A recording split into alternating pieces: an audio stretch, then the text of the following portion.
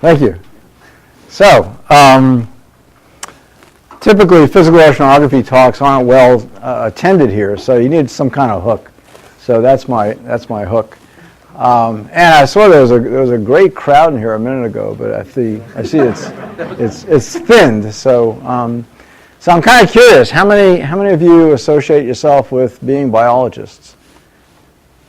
Okay, and red tide or fisheries in particular? Okay, good. All right, so ecology is not just biology. And I'm going to discuss this from the vantage point of 3 different studies. So 3 vignettes on the West Florida continental shelf. My approach to science is really not one of technique, but when my kids were young, I gave them this book, and it was entitled How Things Work. And then I gave the same book to my grandkids. And I would recommend that book as probably the most important textbook any of you could look at, because as scientists, we're really trying to figure out how things work. So that'll be my approach today. And for full disclosure, the only thing I really know about biology is how to fillet a fish. Oops, okay. So the 3 vignettes are, why was there no red tide observed on the West Florida shelf in 2010? Secondly, did hydrocarbons of Deepwater Horizon origin make their way here? And thirdly, the gag grouper conundrum. We know that the adults spawn near the shelf break, the juveniles grow up near the beach. How did they get there? And so the approach then is applications of physical oceanography to questions of biological importance. And the conclusion is ecology is not biology, it's the whole shebang, which should be pretty obvious. All right, so let's start off with the first one. And for all of these 3 vignettes, there's a publication. And so you're all welcome to these. And I also need to point out that while I'm giving this talk, I have co-authors on all of this work. Plus in my lab, which we call the Ocean Circulation Group, I've got a wonderful staff. And so without these collaborators and staff, none of this stuff would get done. All right, so let's begin with kind of an orientation to what happened in 2010. And what you're looking at are maps of sea surface height obtained by satellite altimetry, and superimposed on the height, which are the color codings, superimposed on that are vectors that surface velocity vectors computed using a geostrophic approximation. So, whoops, come back here. All right, so here's Florida, and we're looking at the West Florida continental shelf. The black line is the 200-meter isobath, and here's the loop current coming in through the Yucatan Strait, looping around, going out through the Florida Strait. On the inner side, sea level is high, and the currents flow clockwise around a high, according to geostrophic approximation. And so if you look at, this is May 5th of 2010, this is December, so we're kind of looking at a chronology of snapshots of loop current behavior. So around the middle of May, the loop current shed an eddy. And by the beginning of June, that eddy was really separate from the parent loop current. And when the loop current does that, it tends to sidle a little bit to the east, making contact with the shelf slope near the dry Tortugas. The reason that's important is that the dry Tortugas are the westernmost extension of the Florida Keys chain, and therefore all shallow isobaths have to wrap around the dry Tortugas. So if the loop current makes contact around here, it's going to project a surface height perturbation onto the shelf slope in the vicinity of shallow isobaths. And so the theory of continental shelf circulation has these perturbations propagating to the north in the northern hemisphere, well, with the shallow water on the right in the northern hemisphere, And so if we put any perturbation over here, like a high, it's going to propagate along the shelf slope, as you can see. And by geostrophy, that's going to set a current in motion that's going to flow from north to south across the entire West Florida shelf. And so that's an upwelling oriented circulation. And so you can see that beginning around mid-May and lasting really through the end of December. So we had this preferentially upwelling circulation that persisted in essence from the middle of May to the end of the year. So we can model this using a numerical model.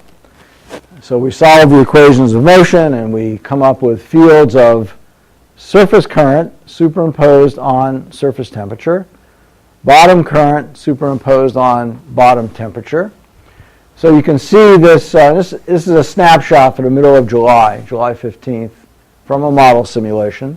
And you can see at the surface across the entire shelf, you have this southward flow with an egress around here. And owing to friction along the bottom, those velocity vectors veer to the left. So you have an upwelling oriented circulation with onshore flow in the bottom Ekman layer and bringing with it whatever's in the water. In this case, it's advecting cold water. So you can see even at the height of summer, we had fairly cold water right up to the beach in the middle of the West Florida shelf.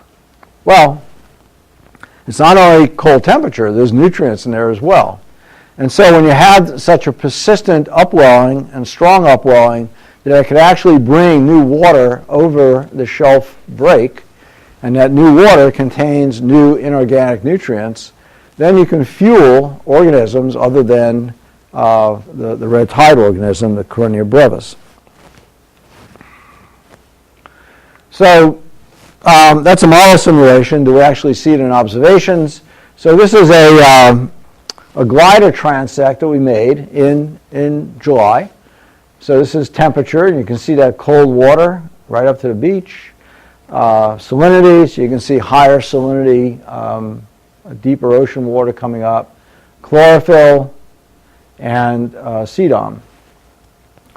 And so there was a lot of chlorophyll on the shelf, but that chlorophyll was not associated with K. brevis. It was associated with other phytoplankton.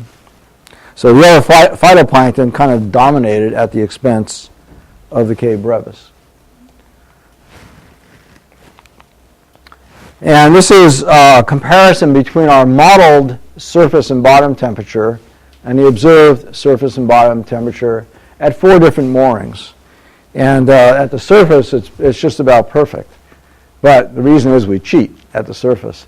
At the bottom is really where the model fidelity makes some sense. So, temperature is determined by a number of factors, surface heat flux being one, and the surface heat flux has large errors. And so in order to constrain any model to make temperature that's anything realistic over a long period of time, we need to relax the modeled surface temperature to the observed surface temperature. So we need to assimilate the actual observations. So that's why we do so good at the surface. But we don't make any such corrections near the bottom. So the model is actually making the temperature, which, with the exception of some of the fluctuations, turns out to be pretty good. So we think we have some confidence in our model simulation. We also have observations of velocity at various moorings. And so this is the 25-meter isobath offshore of Sarasota, what we actually observed in the middle of the water column for the whole year, and what we simulated in the middle of the water column using the model. And all of these fluctuations pretty much line up. The model simulation has a smaller amplitude, so we might be underestimating the currents a little bit, but the fluctuations are all there. So we have confidence that the model simulation is pretty good. And so the other comment I'll make at this point is you should never use a model for anything unless you can kind of check the veracity of that model, because it isn't always this good. All right, so the explanation of one. K. brevis is a slowly growing dinoflagellate, and it's generally outcompeted by faster growing diatoms as long as the diatoms have what they need. By the receipt of new inorganic nutrients via upwelling of deeper ocean water across the shelf break. The conditions in 2010 favored diatoms over K. brevis, and we had no red tide. So that was a story we wrote in 2011, I guess. It's actually, it's been in press since December of 2011. It's a special issue. The moral story is never submit to a special issue because you got to wait on all the other people to get their stuff in. So this got delayed for 2 years. But anyway, 2013 came along, and we noticed that the loop current was behaving in a very similar way. And so prior, I'd say by spring of 2013, I issued a prediction that there wouldn't be any red tide in 2013, and there was not. And this past May, using the same logic, I issued a prediction that there would be a red tide in 2014, and there now is. So I only know how to fillet a fish, but I take great joy in the fact that the physical oceanography is actually very useful in predicting whether or not you're going to have a red tide. So the conclusion of this paper really is that the physics of the ocean circulation are as important in the ecology of harmful algae as the biology of the organism. The biology of the organism is extremely complicated. John Walsh and his students have written at length on that. So I also know a little bit about that besides just filleting fish. And what we've come up with is that this collaboration between the ocean physics and the biology is really critical for addressing these ecological issues on harmful algae. Doesn't only apply to the West Florida Shelf and the Gulf of Maine. There are similar collaborations between biologists and physical oceanographers that are very useful in predicting Alexandrium up there. And I think that story, that general story, applies everywhere in subtly different ways, but nevertheless, the two go hand in hand, the physics and the biology. Okay, so the next vignette is, did we get hydrocarbons here of deepwater horizon origin? And the same arguments sort of apply, this preferential upwelling circulation. And so this is a map of surface oil from NOAA by satellite images. And we go from June 21st, 26, 27, 29. And we know there's a lot of surface oil along the northern Gulf coast. And you can see all this stuff up here and here and here. But yet we had no observations at all of surface oil on the West Florida Shelf. So the assumption, of course, is no oil came here. But we had this very strong upwelling circulation. So here's a satellite image from Chuan Min Hu. And we were using his satellite interpretations in our predictions of where the oil would go throughout the spill. And you can see this is June 19, and there's a bunch of surface oil over here off of Panama City on the West Florida Shelf. So we decided to initialize our circulation model with that distribution of oil. So we did this, and we put a blob of oil here and made the assumption that this oil was uniformly distributed through the water column, which is a lousy assumption, but you got to start somewhere. And we put a tracer in the model. We set the concentration equal to 1, just normalized, and it's uniform over the water column. And then we let the model go and track where that stuff would end up. We had to make certain assumptions on the boundary values because our model, it's a very high resolution model, but it doesn't include the whole Gulf of Mexico. It's nested into another model that includes the Gulf of Mexico, which we don't run here. And so if here's a model boundary, fluid could leave it or come back in. If it leaves it with the concentration at the open boundary. But when it comes back in, what's that concentration going to be? And the only thing we can do really is set that concentration equal to some number at the open boundary. And in a preferential upwelling circulation, you want to make sure you don't have just false amounts of hydrocarbon coming into the model domain. So we played around with that a little bit and tried to minimize what might be specious hydrocarbon coming into the domain. So I won't worry about the details, but I think what we did is reasonable. So given that, here's what the model did. I just let it go through a couple of cycles. But you can see that tracer went from the northern Florida coast all the way out the dry Tortugas and into the Florida current.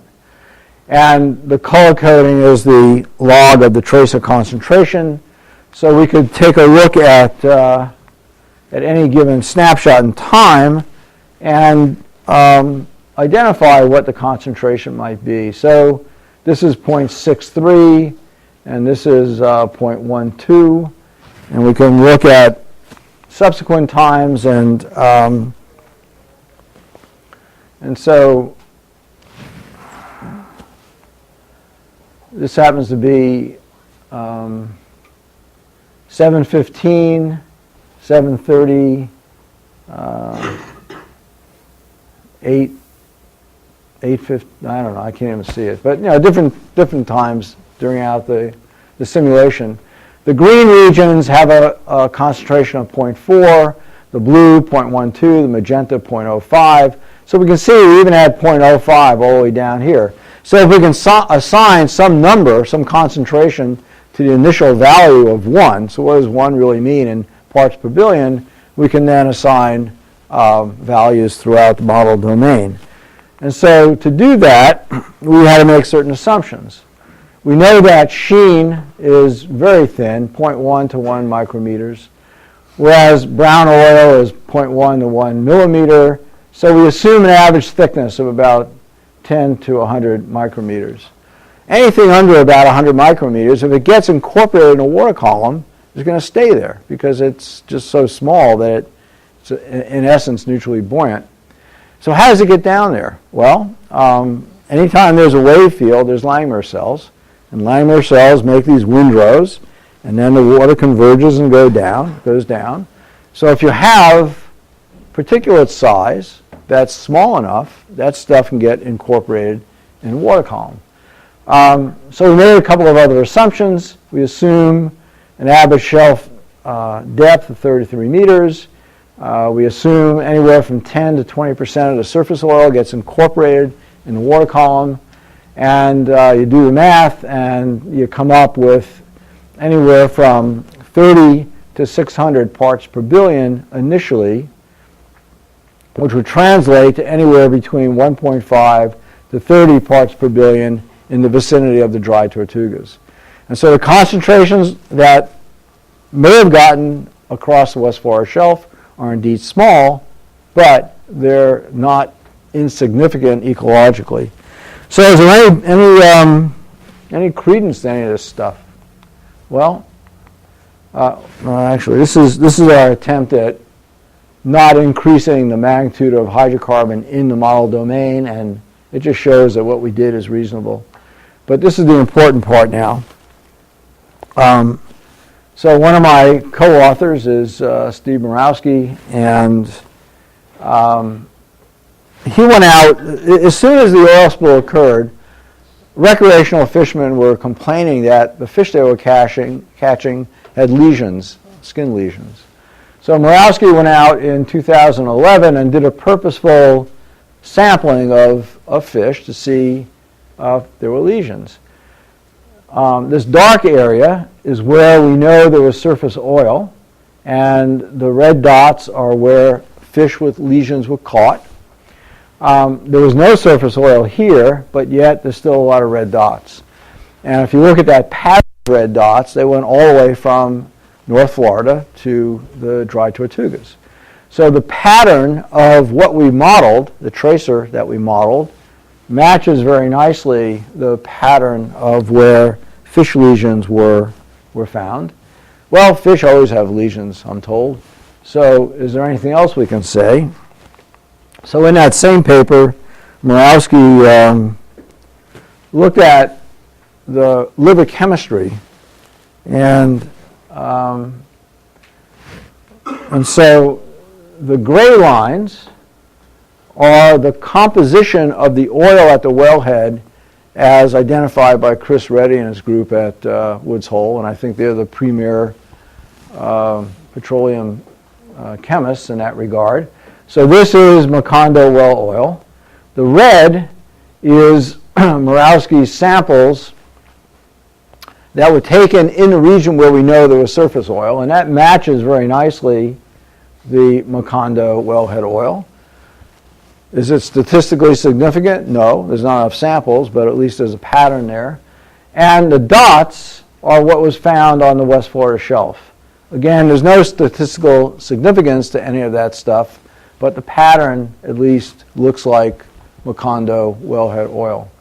So we have a pattern of tracer that we were able to model, and the model we use actually matches the data very well.